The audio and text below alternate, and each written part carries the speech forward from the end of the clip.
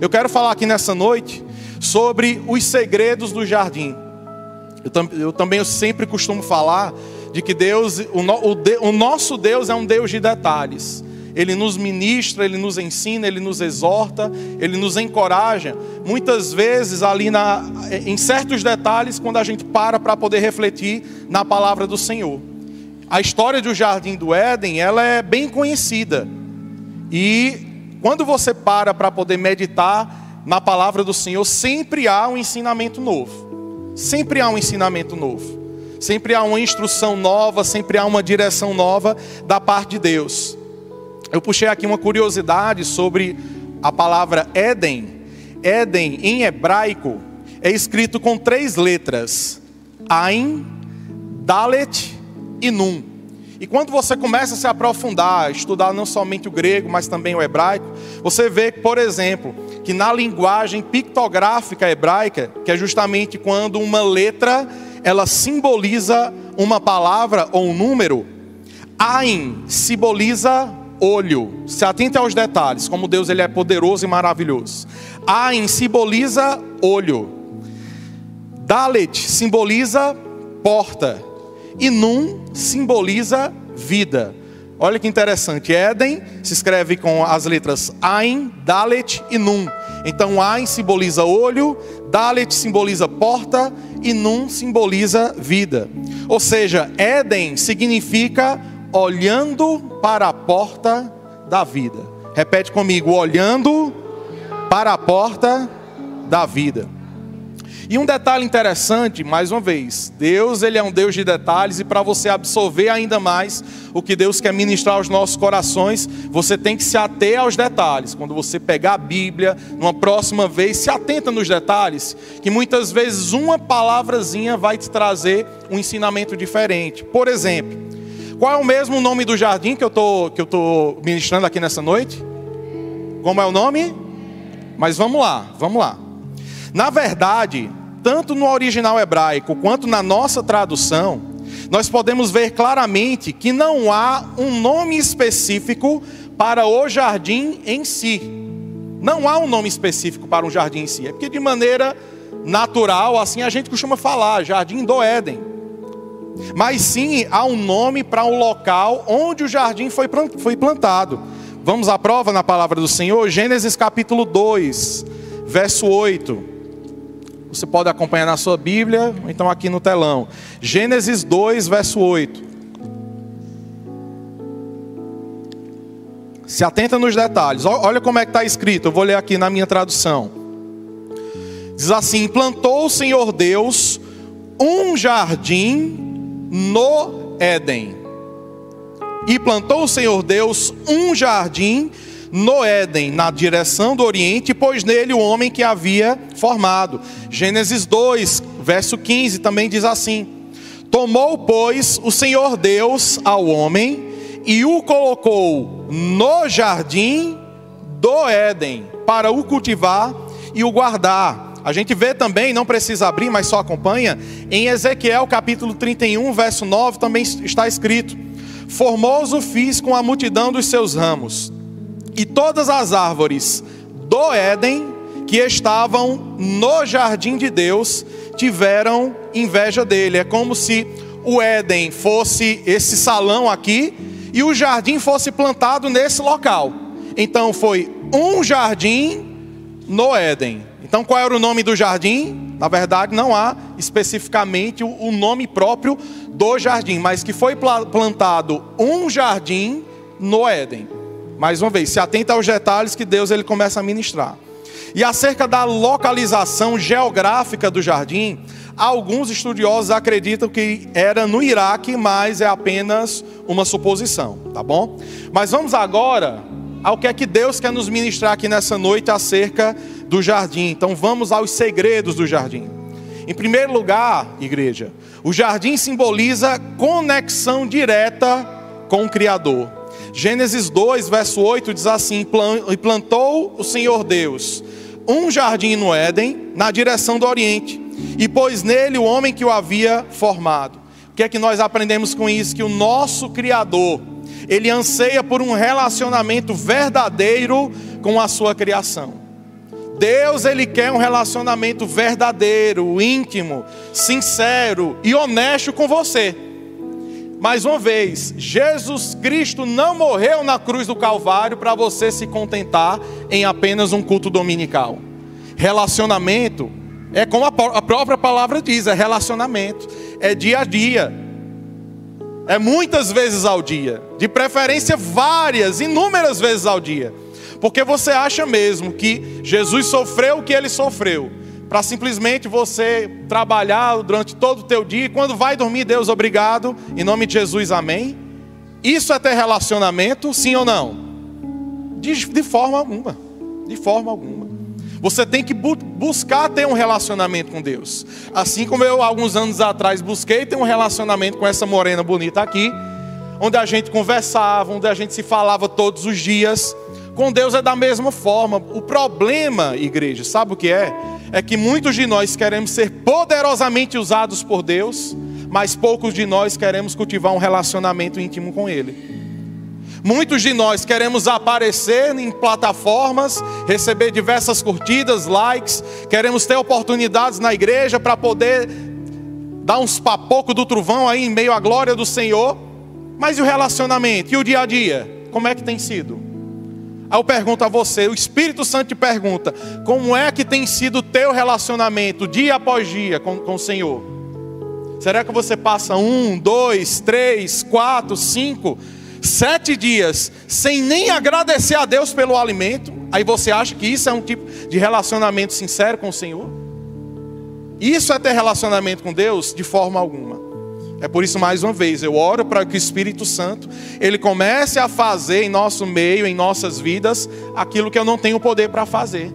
Então, dia após dia, do acordar ao deitar, você tem que cultivar um relacionamento com Ele. Não é passar 24 horas por dia orando, mas estar 24 horas por dia em espírito de oração. É diferente. É diferente. Você acorda, por exemplo, você já pode dar bom dia a Deus. Faz uma oração ali simples, mas já agradece ao Senhor. Você vai tomar café, já agradece a Deus pelo café, porque é Ele quem coloca o pão de cada dia sobre a tua mesa. Você está indo para o trabalho, já pede a proteção ao Senhor, ou seja, mais uma vez em espírito de oração. Pisou o pé no teu ambiente de trabalho, já profetiza bênçãos, já profetiza portas abertas, metas alcançadas. Aí você volta para casa, Deus, obrigado por mais esse dia, que o Senhor possa me acompanhar no meu destino até a minha casa. Você chega a casa, dá um cheiro na tua esposa e diz, Deus, obrigado pelo meu casamento, obrigado pela vida da minha esposa, obrigado pela vida dos meus filhos, obrigado pela casa onde eu moro. Você vai sentar para poder jantar, Deus, mais uma vez, obrigado, porque eu sei que é o Senhor quem tem provido tudo e todas as coisas na minha vida, através da minha vida. Aí você vai dormir e agradece mais uma vez, Deus, obrigado, porque eu já fui trabalhar, já tive um tempo com a minha família, já estudei, já fiz isso e aquilo, mas mais uma vez eu estou aqui diante de Ti para poder te louvar e engrandecer o Teu nome. Relacionamento é isso, não é somente abrir a boca, agradecer por 1 minuto e dar tchau para Deus. Cultiva um relacionamento dia após dia com Ele, e você vai ver o quão poderoso isso vai ser no teu crescimento espiritual. Vai ser, é como se fosse automático. Faz o teste pelo menos de 1 semana. Ora, nem que seja 15 minutos a mais do que você ora, para você ver como já no primeiro dia você já não vai perceber a mudança. Por quê? Porque se você confiar a tua vida nas mãos do Senhor, entrega o teu caminho, confia nele, e o mais Ele vai continuar fazendo, mas você tem que entregar. Você tem que entregar, você tem que fazer a tua parte, você tem que arregaçar a tua manga. Alguma coisa você tem que fazer, porque no reino de Deus também é ação e reação, é semeadura e colheita. É você arregaçar as mangas, trabalhar em prol do reino, e Deus, Ele age na sua vida e através de sua vida. Então esse é o primeiro simbolismo ali da história do jardim no Éden. Em segundo lugar, o jardim simboliza a provisão do Criador. Gênesis 2, verso 9. Gênesis 2, verso 9 diz assim: do solo fez o Senhor Deus brotar toda sorte de árvores, agradáveis à vista e boas para alimento.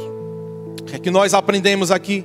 E que através de um relacionamento, que eu falei agora há pouco, através de um relacionamento com Deus, Ele provê tudo o que é necessário para nos manter vivos e saudáveis. Deus, Ele provê tudo o que é necessário para nos manter vivos e para nos manter saudáveis. Podemos até não ter aquilo que queremos, mas Deus, Ele provê aquilo que nós necessitamos. Esse é o segredo. Então, quando a gente entende que Deus, Ele nos abençoa, não necessariamente, não em 100% dos casos, com aquilo que eu quero, mas com aquilo que eu preciso, eu tenho um coração grato. Eu glorifico a presença do Senhor. Eu exalto o nome dEle. Eu digo, Deus, eu queria estar comendo estrogonofe, mas hoje é bife do Oião. Glória a Deus por isso. Glória a Deus por isso. E quem não tem o bife do Oião? É por isso que eu tenho que agradecer. Deus, eu não sei vocês, mas depois de um culto de domingo de noite, dá uma vontade tremenda de comer uma pizza. Eu acho que é natural, todo crente, né? Terminou o culto, onde é que vai ser a pizza? Vamos pedir pizza? Mas nem sempre tem a pizza, não é assim? Quando você chegar em casa e você voltar para casa com o estômago começar a embrulhar, pizza. Aí você chega em casa, cuscuz, café, leite. Aí você, Deus, eu queria pizza, mas obrigado pelo café, obrigado pelo cuscuz, obrigado pela bolacha creme crack, Senhor. Uma vez, alguns anos atrás, a gente teve a oportunidade de participar de uma obra evangelística lá na cidade, num sítio, na verdade, de Santana do Cariri. Alguém aqui já ouviu falar, conhece Santana do Cariri? É na região do Cariri, interior aqui do estado. E lá a gente foi fazer uma visita, a gente fazia um culto mesmo, num espaço assim da casa de um dos irmãos lá. E eu fui por algumas vezes, sempre que você for na casa de alguém que mora em sítio, meu amigo, você se prepare, que você vai comer bem. O povo gosta de comer, e glória a Deus por isso, que a gente gosta também, é a conexão perfeita, né? A gente chega lá, o povo gosta de comer, a gente já vai, não, glória a Deus. E toda vez que a gente ia, nunca me esqueço, o irmão Roberto, junto com a esposa e a família dele, preparava um verdadeiro manjar. Era muita coisa, às vezes eles faziam uma farofa de cuscuz que só a misericórdia do Senhor, era uma delícia. Aí fazia suco, fazia café, toda vez que a gente ia, sempre tinha muita comida, muita mesmo. Mas teve um dia que a gente chegou lá, a gente fez o culto, como a gente sempre costumava fazer. Aí no final a gente percebeu que ele estava um pouquinho triste. Ele chegou para a gente e disse o seguinte: hoje a gente não tem muita coisa para comer. Ele era casado, tinha eu acho que 3 filhos. Ele disse, hoje a gente não tem muita coisa para comer. Mas o pouco que ele tinha, ele foi grato e dividiu com a gente. Ele, nunca me esqueço, ele tinha um pacote daqueles kisuke de morango e um pacote assim de bolacha creme cracker. Mas ele foi grato a Deus pelo pacote de kisuke e pelo pacote de 3 bolachas creme, aqueles 3 pacotinhos de bolacha creme cracker. Ele não somente foi grato, mas ele dividiu. Então, quando nós temos essa percepção, as coisas ao nosso redor elas mudam.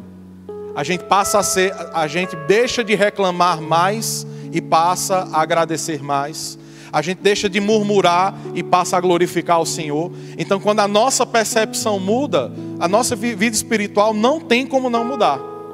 Porque em todas as coisas você vai agradecer ao Senhor e você vai entender de que tudo há um propósito por trás. Tudo há um propósito por trás. E quando de repente você vê que as coisas vão apertar, meu amigo, é o que eu falei aqui na primeira vez que eu estava vindo para cá, para Fortaleza, e o pastor me colocou para pregar no domingo pela manhã. Eu até dei esse exemplo. Faz do limão uma limonada. Faz do limão uma limonada. Qual é o exemplo que eu posso trazer? O mesmo exemplo que eu trouxe nesse dia. Teve um dia, foi bem recente, lá em casa. A gente ainda estava lá em Juazeiro do Norte. Nós estávamos passando por uma situação financeira um pouco complicada. E eu não esqueço nunca. Eu estava sentado lá em casa, na sala lá de casa. Eu já tinha levado os meus filhos para a escola. Minha esposa estava no quarto. E eu tinha feito ali meu momento de devocional. Aí eu já tinha colocado o café para fazer. E eu ia tomar café. Mas sempre que quando eu fui lá para a cozinha, né, da nossa antiga casa, minha esposa deixava um cestinho assim e colocava alguns mantimentos em cima. Mas quando eu fui tomar café, eu vi que na sacola que estava assim em cima, só tinha 3 pães. Aí eu pensei, não, minha esposa, Gustavo e Pietro. Minha esposa, Gustavo e Pietro. Aí eu pensei, o que é que eu vou fazer agora? Eu não vou comer um pão e vou tirar da minha esposa. Eu não vou comer o pão e vou tirar dos meus filhos. Fiz do limão a limonada. Adivinha o que foi que eu fiz? Jejum. Jejum. Eu vou me reclamar? Não. A minha percepção muda quando o meu espiritual muda. Eu poderia estar, poxa, 3 pães, que é isso, Deus? Tenho me esforçado, tenho corrido atrás de emprego, mas o Senhor não abre nenhuma porta. Olha aqui a minha situação, pai de família, só com 3 pães para comer de manhã. Mas não. Glória a Deus, vou jejuar. Me alimentei espiritualmente, que é o principal, e deixei o pão para minha esposa, para Gustavo e para Pietro. E estou aqui de pé. Deus, Ele tem provido todas as coisas, igreja. Deus, Ele tem provido. Então, mas isso só se dá através de um relacionamento. Busque ter um relacionamento com Deus e sua vida ela muda por completo. Porque a sua percepção de mundo ela muda. Então tudo que o corpo humano necessita, seja para alimento, seja para tratar enfermidades, se você estudar, você vai ver que tem na natureza. E quem foi que criou todas as coisas? Quem foi que criou todas as coisas? É para quem que você tem que agradecer? É para Ele.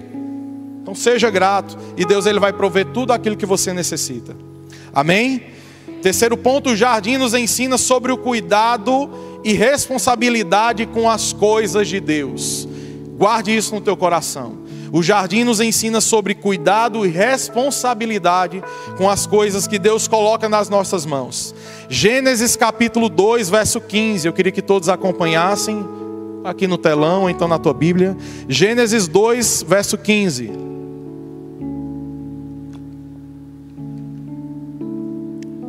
Diz assim: tomou, pois, o Senhor Deus ao homem e o colocou no jardim do Éden para o cultivar e o guardar.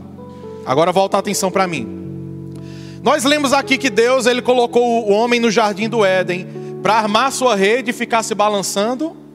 A gente viu que Deus colocou o homem no jardim do Éden para que ele pudesse ficar jogando videogame o dia todinho, trocando mensagem no WhatsApp, fazendo coisas desnecessárias. Não. Deus colocou ele no meio do jardim do Éden para trabalhar. Para trabalhar. E se você for ver, muitos dos personagens bíblicos, eles foram convocados por Deus porque eram homens e mulheres trabalhadores. Homens e mulheres trabalhadores. Eu vou tentar lembrar aqui alguns. Pessoas que trabalhavam, que eram responsáveis com as coisas de Deus. Mas Deus os convocou porque estavam trabalhando. Davi quando foi ungido, o que é que Davi estava fazendo? O quê? Ele estava em casa jogando videogame? Não, o que é que ele estava fazendo? Estava trabalhando. Moisés, quando Deus fez ali, manifestou seu poder através da sarça ardente, Moisés estava fazendo o quê?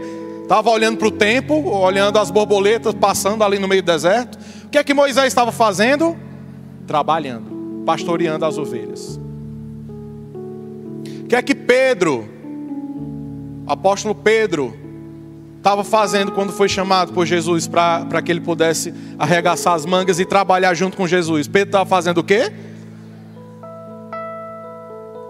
Aí você acha que é só ficar em casa e vai vir o Pentecostes e você vai sair voando na unção e no poder do Senhor? Você tem que trabalhar, você tem que ter responsabilidade com as coisas que Deus coloca na tua mão. Se você não está tendo responsabilidade com hoje, com o que Deus tem colocado nas tuas mãos hoje, como é que Deus ele vai te colocar num novo nível? Se nem a louça da tua casa tu está lavando, se nem eita, Deus falando, né? Se nem uma vassoura tu passa na tua casa, termina de comer ali uma bolacha, um pacote de creme crack que está lá cheio de farelo, aí pisa em cima, não limpa e quer ser um administrador de empresas. Não administra nem o quarto, não administra nem a família, mas quer ter posição de destaque na empresa, quer ter posição de destaque na igreja. Vai trabalhar, vai ter com a formiga, ó preguiçoso. Tem que trabalhar, igreja, e temos que ter responsabilidade com as coisas que Deus coloca nas nossas mãos. A responsabilidade de cultivar o solo e cuidar das árvores e demais plantas não era de Deus. Deus criou, mas a responsabilidade estava nas mãos de Adão e consequentemente de Eva. E nós aprendemos então que devemos ter zelo com tudo que Deus coloca nas nossas mãos, a começar pela família. Se você não é homem, se você não trata a tua esposa bem, meu amigo, algo de errado não está certo. Ou você não se converteu, ou você é um sem noção. E acha que se é só vir para cá, que tudo de maneira automática, assim como se ligam e desligam as luzes, vai se resolver na tua vida. Se você não trata nem tua esposa, nem teus filhos com dignidade, como é que Deus vai te colocar num nível de responsabilidade maior da qual você almeja? Se você não cuida nem do básico que é da tua família. Se você não valoriza e não zela também pelo seu trabalho, não dá um bom testemunho no seu trabalho, como é que você vai querer por Deus ser promovido? Se você todo dia pisa o pé no trabalho e começa a se reclamar, ou emprego chato, ou povo ruim, ou eu tenho ódio do meu trabalho, enquanto muitas pessoas se rasgariam para estar no seu lugar, o lugar que você está se reclamando. Olha a responsabilidade que eu estou tendo também aqui, de estar ministrando a palavra, mas hoje aqui tem uma colega de trabalho minha. Imagina se eu dou um mau testemunho lá. Você acha que ela viria e traria junto com ela o seu esposo? De forma alguma. Aí eu lhe pergunto, como é que tem sido o teu testemunho na tua empresa? Como é que tem sido? Você tem dado um bom exemplo com a tua pontualidade? Ou você é para chegar às 7h30, você chega 8 horas, no nosso linguajar, inventando desdrobo? Você tem tratado as pessoas com cordialidade? Você é a primeira pessoa que deveria ser a mais educada ali do teu ambiente de trabalho. Mas muitas vezes você vai lá, a pessoa te trata de uma maneira totalmente rude, mas quando você para e olha, vixe, é a irmã fulana de tal, misericórdia. Nem me deu bom dia, me tratou mal. Aconteceu uma vez lá em Juazeiro. Olha como Deus é. Uma vez a gente pegou o Uber para poder ir para a igreja. E o Uber aconteceu de ele era conhecido meu. E ele começou a conversar. E quando a gente estava dizendo, no meio do percurso, a gente disse, não, a gente está indo para a igreja. Aí ele perguntou, qual é a igreja? Ah, eu já fui deixar um rapaz nessa igreja lá. Inclusive ele foi muito mal educado comigo. Ele bateu a porta do carro com toda a força. Olha o testemunho. Aí eu lhe pergunto, qual é o testemunho que você tem dado no seu trabalho? E qual o testemunho que você tem dado no seu ministério? Você tem tratado com zelo aquilo que Deus confiou nas suas mãos? Você acha que é simplesmente, Deus já me abençoou, agora eu vou fazer as coisas do meu jeito? Negativo. Não é do seu jeito, é do jeito que o Espírito Santo quiser. É do jeito que o Espírito Santo determinar, é do jeito que o Espírito Santo mandar. A gente só simplesmente, vai papai. É o Senhor que manda, eu só obedeço. Não tem um ditado que diz que manda quem pode, obedece quem tem juízo? Tenha juízo, porque quem manda em você é o Espírito Santo.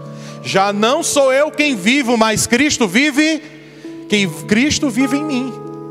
Não é isso que a gente muitas vezes afirma, até mesmo canta? Mas será que Cristo tem vivido em você e através de você?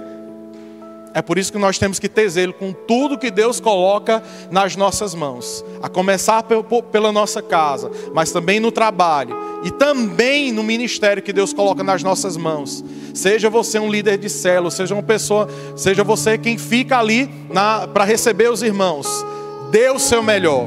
Dê o seu melhor. Uma das coisas que mais me chamou a atenção, da primeira vez que eu pisei na igreja, sabe o que foi? O abraço que eu recebi do pessoal do Boas-Vindas, da Igreja do Evangelho Quadrangular, do Paar 2, lá de Belém do Pará.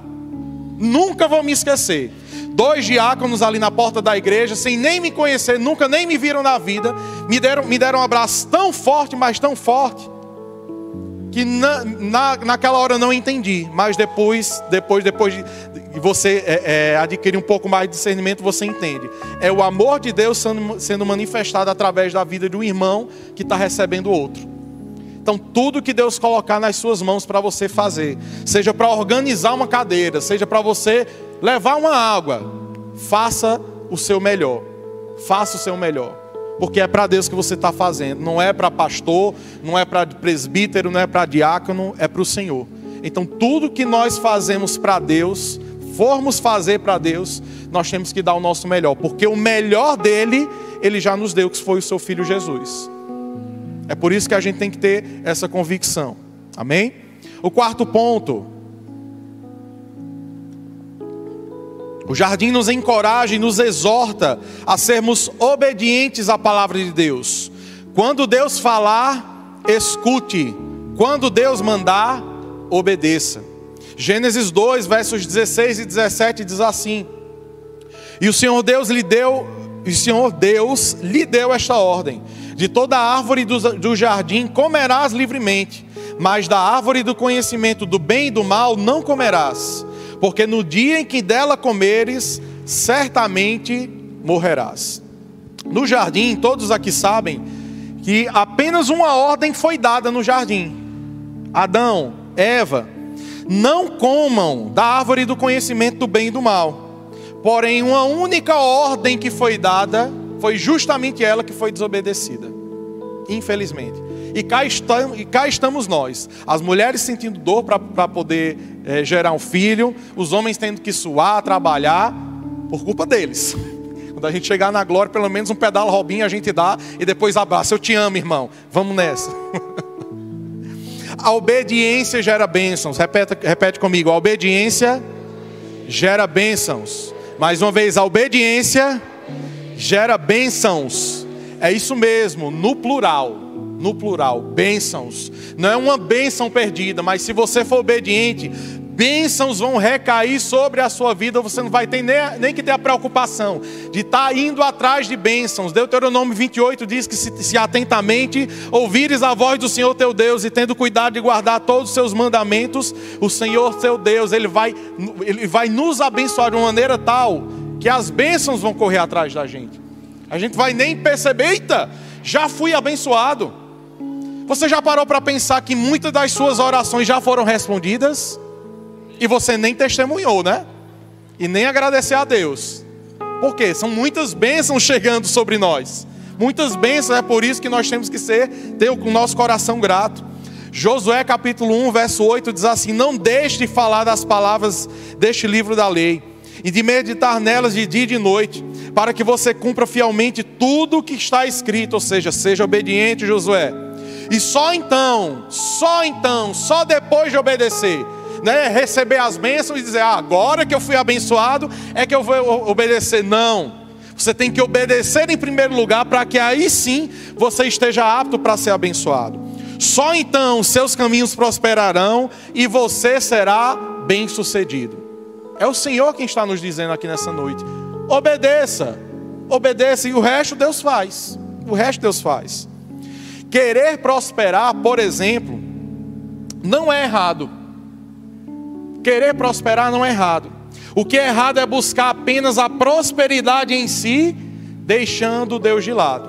O problema de muitas pessoas é que apenas elas estão buscando a prosperidade em si, mas deixam de lado o dono da prosperidade, o dono do ouro e da prata, aquele que responde às nossas orações, aquele que zela pelas nossas vidas, aquele que cuida da nossa família, aquele que enviou o seu filho para morrer no meu e no seu lugar. É por isso que nós temos que ser obedientes a Ele. O que temos é que buscar obedecer ao Deus que nos faz prosperar e sermos bem-sucedidos. Então o segredo daqui, igreja, o segredo desse ponto é justamente obedecer. Obedeça, simplesmente obedeça. É igual quando a gente era pequeno. Quando muitas vezes a nossa mãe pedia alguma coisa, ou então o nosso pai, às vezes a gente queria questionar, não era assim? Mas por quê? Aí o nosso pai e nossa mãe dizia o quê? Por que sim ou por que não? Só obedeça para você não levar um chineladinha de leve nas suas canelas. Não era assim? E a gente não obedecia. E nós não estamos aqui vivos, de pé, firmes, porque o Senhor usou os nossos pais para que hoje nós pudéssemos entender um pouco mais do conceito de obediência. Deus, Ele não vai dar uma chineladinha na nossa canela, mas muitas vezes Ele vai dar um puxãozinho na nossa orelha para nos colocar no rumo certo. Porque muitas vezes a gente tem que confessar, a gente dá umas vaciladas que só a misericórdia do Senhor. Só a misericórdia do Senhor.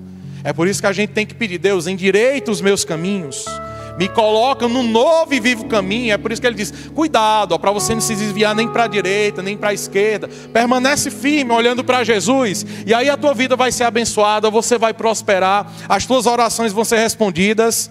Amém, igreja? Posso ouvir um amém? Não sou eu que estou dizendo, é o que está escrito na palavra. A gente somente obedece e se entrega na onda do Espírito Santo. E assim Deus, ele vai continuar nos abençoando. E glória a Deus por isso. E o quinto ponto, eu já estou finalizando. O jardim continha algo que simbolizava o próprio Senhor Jesus, que era a árvore da vida. Gênesis capítulo 2,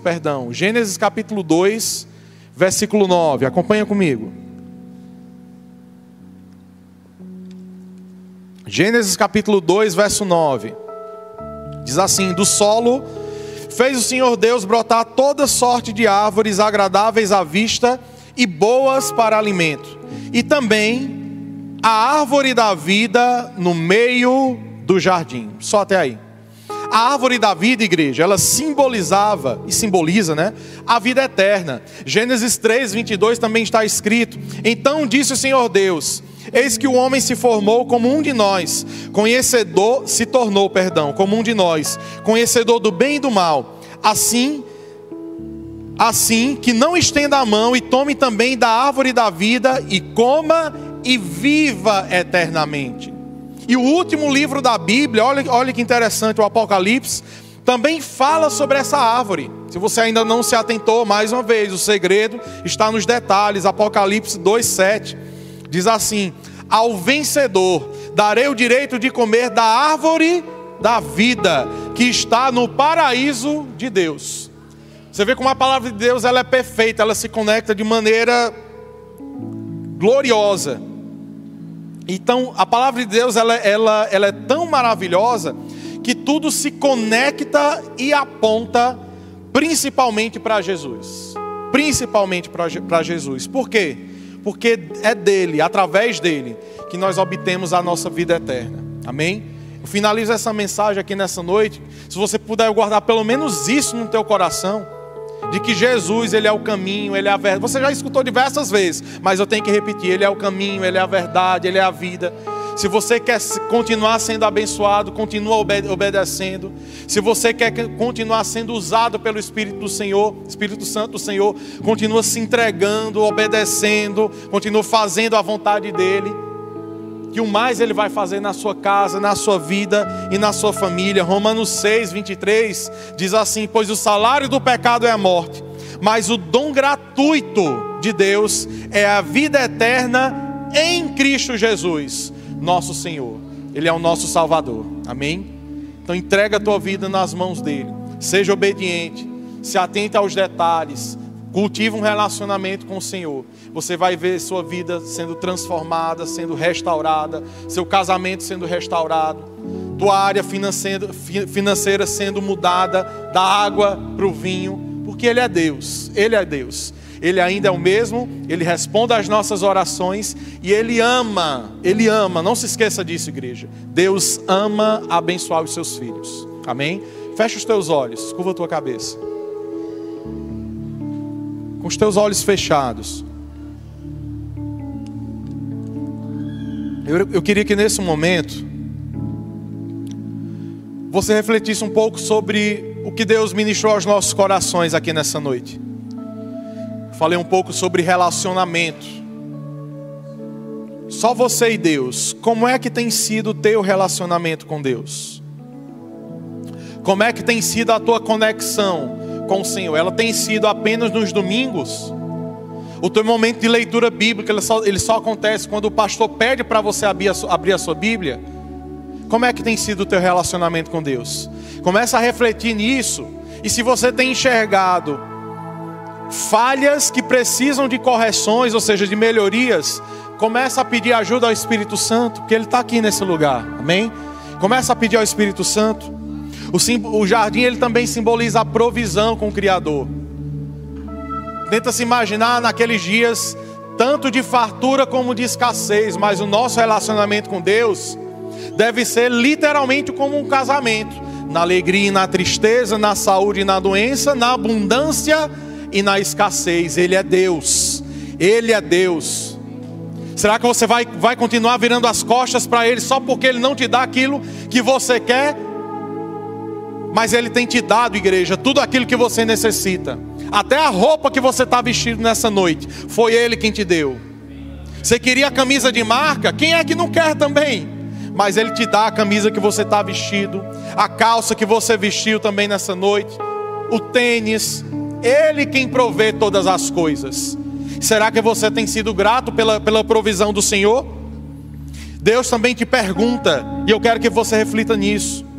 Deus, Ele nos ensina sobre cuidado e responsabilidade com as coisas que Ele coloca nas nossas mãos.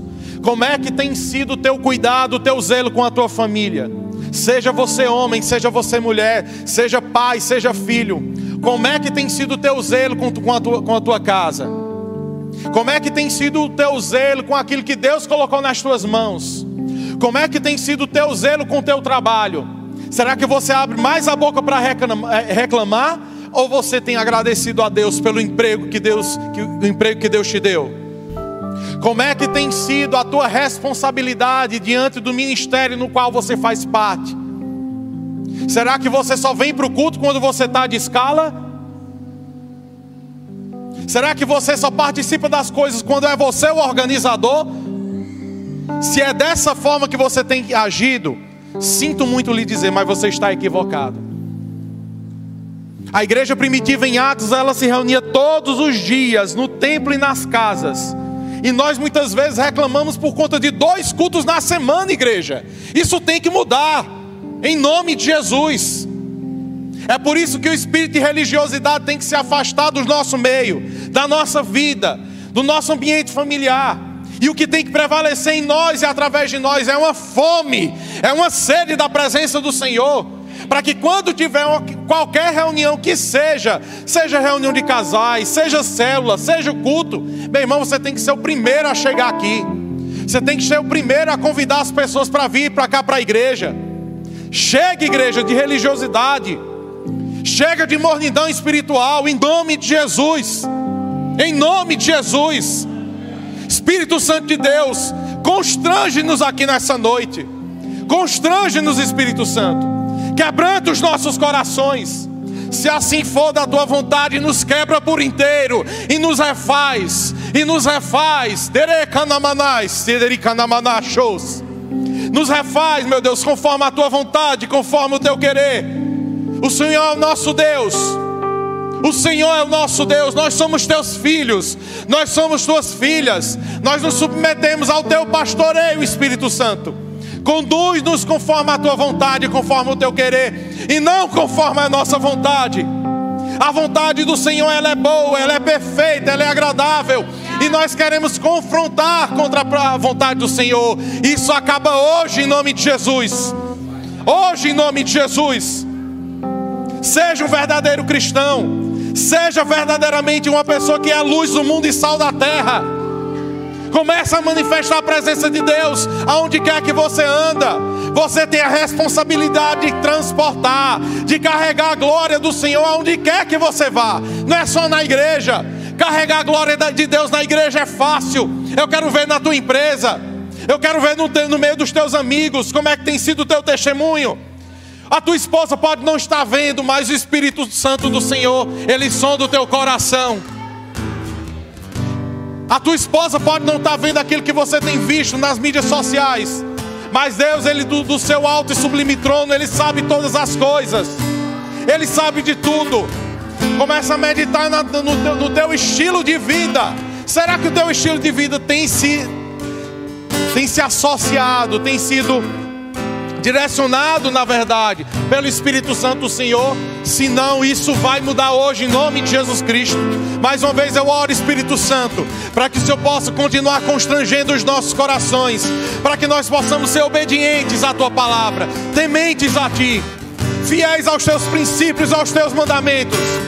Por mais que o mundo diga que é certo, mas se a tua palavra diz que é errado, assim vai ser nas nossas vidas.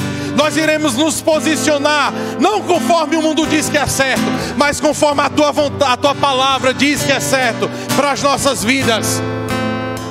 que sejamos dispostos, assim necessário for, perder emprego, perder uma promoção, perder uma venda, mas se for para ter que mentir ou desobedecer a palavra de Deus, meu irmão, abre mão, se mantém fiel aos princípios e aos mandamentos do Senhor.